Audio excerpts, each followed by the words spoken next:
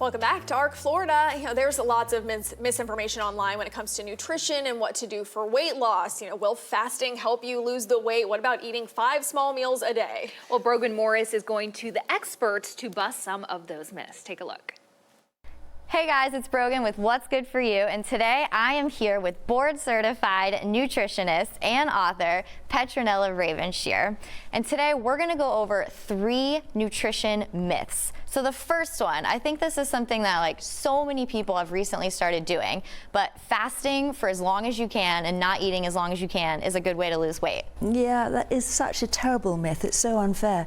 I used to have a private clinic in London, and I saw a lot of ladies in their 40s and 50s who they found themselves putting on some weight, so they eat less and less, they do more and more exercise. But actually, when we're out of balance, the most important thing is to start the day with a good quality breakfast. And it doesn't have to take a long time, but we'll go on to that later when we're talking about really quick, easy, nutritious breakfast made of whole foods, no ultra-processed foods.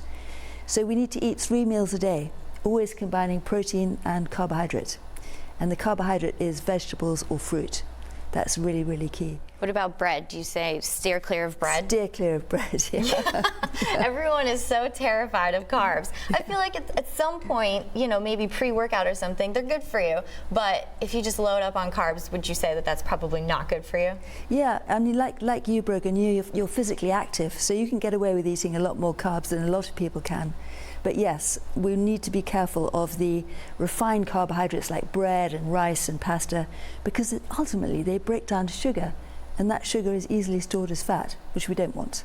Right. Yeah. So if you're not using that immediately, Exactly. it sits there and stores as fat. It sits there and stores as fat. So before workout, good to go. Eat those carbs. But if you're going to sit after it, maybe steer clear and stick with some fruits and veggies instead. Because those are carbs. People think that they're not, but they are. They are carbs, exactly. They're carbs with benefits. Yes. Exactly. With vitamins and healthy things for you. Fiber. Yeah. So what about intermittent fasting? Do you think, because the myth right now that we're talking about is just never eating as long as you can. But a lot of people are also intermittent fasting right now. Would you say that that's still not great for you? I think it's great. If you're in balance and you don't need to lose weight, it's a really healthy way to go, because when we're fasting, we actually increase the amount of microbes, good microbes in our gut.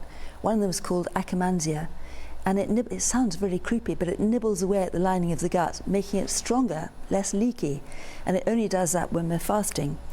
But for people who've kind of lost their balance, lost their mojo a bit, want to lose weight, it's no good. It's just another stressor. It increases our cortisol levels. So really, the way to go is to eat 3 times a day. Protein, carbohydrate. Carbohydrate, as you said, meaning fruit and veggies, not bread. Right. Yeah. So if I'm happy with my weight and I'm not trying to lose 20 pounds, you would say intermittent fasting is okay. It's great. But if Absolutely. I am trying to lose weight, steer clear of that. Steer clear. And it sounds very counterintuitive, the idea that you have to eat more often if you're trying to lose weight, but we need to keep the metabolism active, right, and keep our blood sugar levels stable. Those are the 2 most important things. And absolutely. Yeah. So myth number 2 actually is eating little and often keeps our metabolism going, which helps us lose weight. So we were kind of talking about that. We're kind of talking about that. But eating little and often means, especially if we're eating even good carbs like apples, means that we're producing too much insulin. And insulin is our fat storage hormone. So we need the insulin levels to be low enough for glucagon, another hormone but one that burns fat, to come up and to help us burn the fat.